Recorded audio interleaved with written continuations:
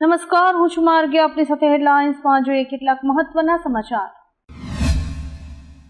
કેન્દ્રીય ગુપ્તચર એજન્સી તરફથી 22 સપ્ટેમ્બરથી 2 ઓક્ટોબર 2025 દરમિયાન સંભવિત આતંકવાદી હુમલાની ચેતવણી જારી કરવામાં આવી છે. આ ચેતવણી બાદ ભારતના તમામ હવાઈ અડ્ડાઓને હાઈ એલર્ટ પર રાખવામાં આવ્યા છે.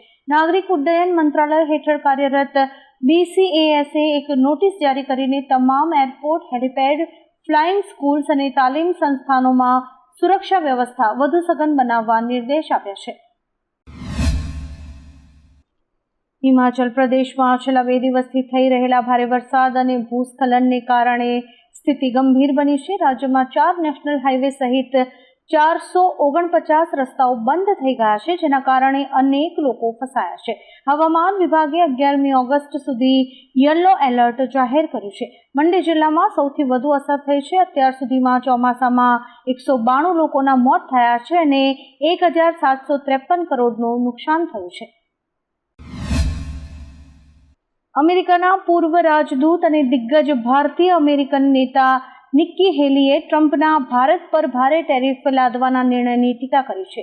હેલીએ ચેતવણી આપી છે કે આનાથી ભારત અમેરિકાના સંબંધો બગડી શકે છે. એક તરફ ચીન જેવા દુશ્મનને રાહત અપાઈ રહી છે, જ્યારે બીજી તરફ ભારત જેવા મિત્ર દેશ સામે કડક કાર્યવાહી થઈ રહી છે. તેણે ટ્રમ્પને ભારત જેવા મજબૂત સાથી સાથેના સંબંધો ન બગાડવાની સલાહ આપી છે.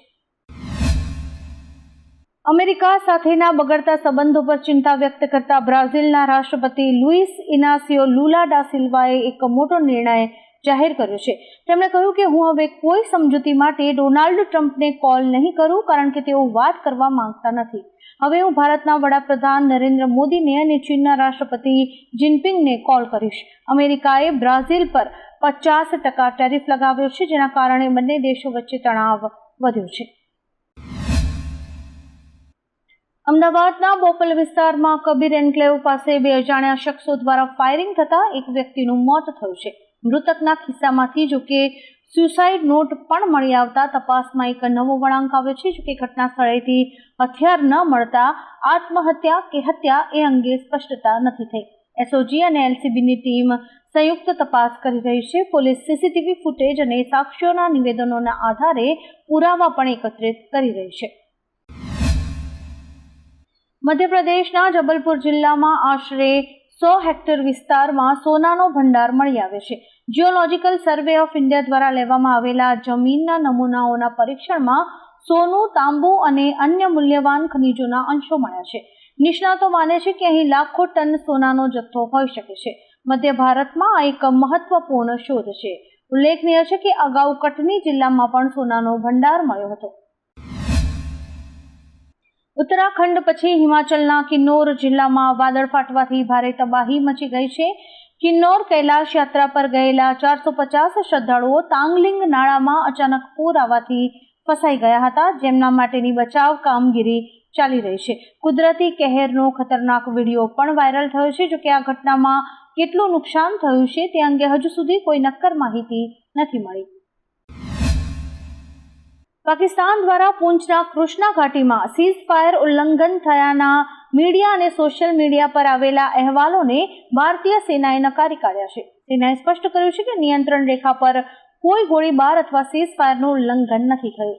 સમાચાર એજન્સી PTIએ સૂત્રોના હવાલાથી જણાવ્યું હતું કે પાકિસ્તાન તરફથી સીઝફાયરનું ઉલ્લંઘન કરીને 15 મિનિટ સુધી ગોળીબાર કરવામાં આવ્યો હતો અને ભારતીય સેનાએ જવાબી કાર્યવાહી પણ કરી હતી. ઉત્તરાખંડ પછી ગુજરાત UCC લાગુ કરનાર બીજું રાજ્ય બની શકે છે.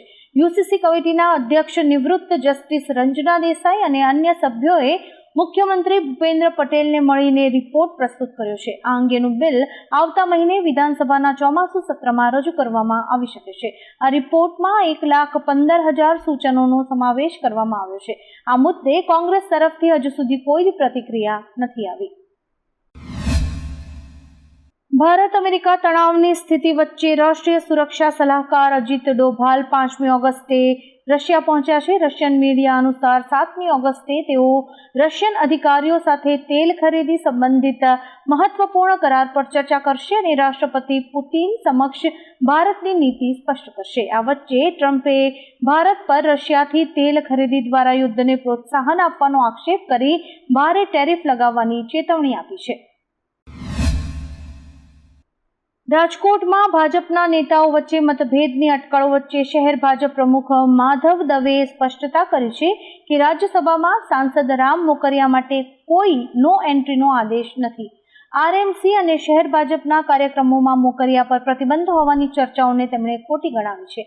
દવેએ જણાવ્યું કે રામભાઈ ભાજપ પરિવારના સભ્ય છે અને પાર્ટીમાં કોઈ જ આંતરિક ખટરાગ નથી. બધા નેતાઓને સમાન માન મળે છે અને સંગઠન એકતાપૂર્વક કાર્ય કરી રહ્યું છે.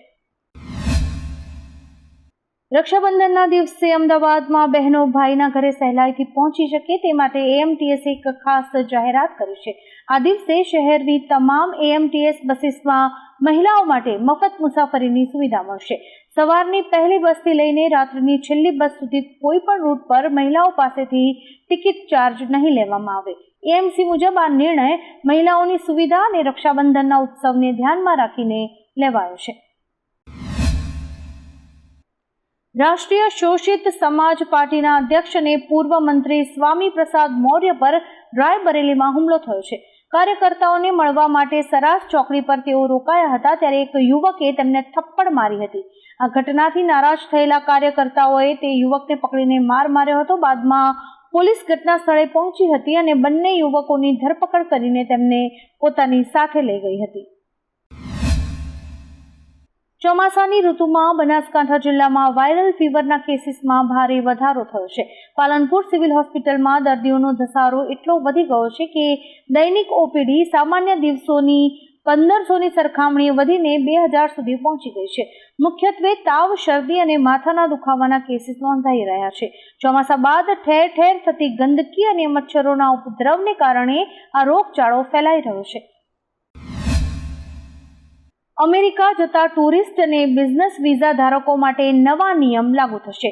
ટ્રમ્પ સરકારના પાયલટ પ્રોગ્રામ હેઠળ હવે $15,000 વિઝા બ્રાન્ડ માટે જમા કરાવવા પડશે. એટલે કે ભારતીય રકમ મુજબ લગભગ 13.16 લાખ જેટલી રકમ વિઝા બોન્ડ પેટે જમા કરાવવી પડશે. નિયમ 20મી ઓગસ્ટથી 1 વર્ષ માટે લાગુ થશે. નિયમનો ઉદ્દેશ વિઝાની મુદત પૂરી થયા બાદ રોકાતા લોકોને નિયંત્રિત કરવાનો છે. ભારત સહિત કેટલાક દેશોને આવરી લેવામાં આવશે તે માહિતી 15 દિવસ પહેલા અપાશે. જોકે આના કારણે ભારતીય પ્રવાસીઓ પર આર્થિક બોજો વધી શકે છે. ગુજરાત એટીએસ દ્વારા પકડાયેલી મહિલા આતંકી શમા પરવીનની તપાસમાં ચોંકાવનારા ખુલાસા થયા છે. તેને પાકિસ્તાન આર્મી ચીફને કરેલી સોશિયલ મીડિયા પોસ્ટમાં ગઝવાએ હિન્દ પ્રોજેક્ટ અને ભારતમાં ખિલાફત સ્થાપનાનો ઉલ્લેખ છે. આ સાથે જ હિન્દુ સમાજ અને આગેવાનોને નિશાન બનાવવા તથા હિંસા માટે ઉશ્કેરણીજનક ભાષણનો ઉલ્લેખ પણ મળી આવ્યો છે. આ પોસ્ટમાં લાહોરની લાલ મસ્જિદના ઇમામ અબ્દુલ અઝીઝના નિવેદનનો ઉલ્લેખ હોવાનું પણ સામે આવ્યું છે. નાસા ચંદ્ર પર 100 કિલોવોટ ક્ષમતા ધરાવતું પરમાણુ રિએક્ટર બનાવવાની તૈયારીમાં છે, જે ભવિષ્યમાં વીજળી પૂરું પાડશે. રશિયા અને ચીન સામે દબદબો રાખવા માટે આ સ્ટ્રેટેજિક પગલું છે. 2022માં નાસાએ 3 ખાનગી કંપનીઝને ડિઝાઇન માટે $5 મિલિયન આપ્યા હતા. પ્રોજેક્ટનો ખર્ચ અબજોમાં પહોંચી શકે છે. આર્ટેમિસ મિશન હેઠળ આ રિએક્ટર વિકસાવવામાં આવશે, જેનો ખર્ચ લગભગ 8,200 અબજ રૂપિયા થશે. સુપ્રીમ કોર્ટે કોલેજિયમ દ્વારા બોમ્બે હાઈકોર્ટના જજ માટે ભાજપના પૂર્વ પ્રવક્તા આરતી અરુણ સાથેના નામની ભલામણ કરવામાં આવતા રાજકીય હોબાળો શરૂ થયો છે. એનસીપીના ધારાસભ્ય રોહિત પવારે આ ભલામણ પર સવાલ ઉઠાવતા કહ્યું કે ન્યાયપાલિકા સ્વતંત્ર અને નિષ્પક્ષ હોવી જોઈએ. જોકે ભાજપે આ આરોપોને પાયાવિહોણા ગણાવતા કહ્યું કે સાથે ઘણા સમય પહેલા જ પક્ષનું પદ છોડી ચૂક્યા છે. અમેરિકાના રાષ્ટ્રપતિ ટ્રમ્પની ટેરિફ ધમકીઓ વચ્ચે પીએમ મોદીએ ચીન જવાનો નિર્ણય કર્યો છે. ગલવાન અથડામણ બાદ આ તેમની પહેલી મુલાકાત છે. તેઓ એસસીઓ સમિટમાં હાજરી આપવા માટે ચીન જશે. ઉલ્લેખનીય છે કે પીએમ મોદી 11 વર્ષમાં 5 વખત ચીનની મુલાકાતે ગયા છે. આગામી 31મી ઓગસ્ટ અને 1 સપ્ટેમ્બરે મોદી જાપાન અને ચીનની મુલાકાતે જશે.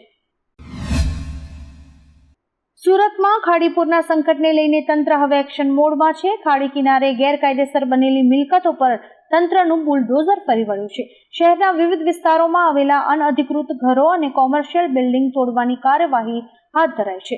લોકોની સલામતી અને પર્યાવરણ સુરક્ષા માટે તંત્ર કડક પગલાં લઈ રહ્યું છે. અત્યારે આ અભિયાન અંતર્ગત અનેક બિલ્ડિંગ્સ સામે કાર્યવાહી ચાલુ છે. મુસાફરોની માંગને ધ્યાનમાં રાખીને રેલવે વહીવટીતંત્રએ 11 ઓગસ્ટ 2025થી ભાવનગર ટર્મિનસ અને અયોધ્યા કેન્ટ વચ્ચે સાપ્તાહિક એક્સપ્રેસ ટ્રેન શરૂ કરવાની જાહેરાત કરી છે.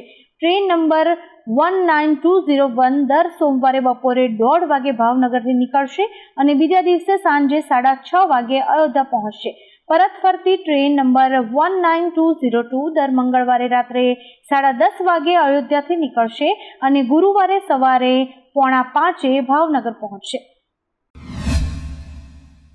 ઉત્તરાખંડમાં ભારે વરસાદને કારણે ભારે તબાહી સર્જાઈ છે. આ દુર્ઘટનાના વિડીયો સોશિયલ મીડિયામાં વાયરલ થઈ રહ્યા છે, જેમાં હરિદ્વારનો એક વિડીયો સામે આવ્યો છે. આ વિડીયોમાં રાહદારીઓ જતા હોય છે અને અચાનક જ પર્વત પરથી પથ્થરો પડવા લાગે છે. જોકે સદનસીબે આ ઘટનામાં કોઈ જાનહાનિ ન થઈ હતી. સમગ્ર ઘટના સીસીટીવીમાં કેદ થઈ હતી. આવા જ કેટલાક રસપ્રદ સમાચારો નિહાળવા માટે અમારી યુટ્યુબ ચેનલને લાઇક, શેર અને સબસ્ક્રાઇબ કરો અને જોતા રહો હેડલાઇન્સ.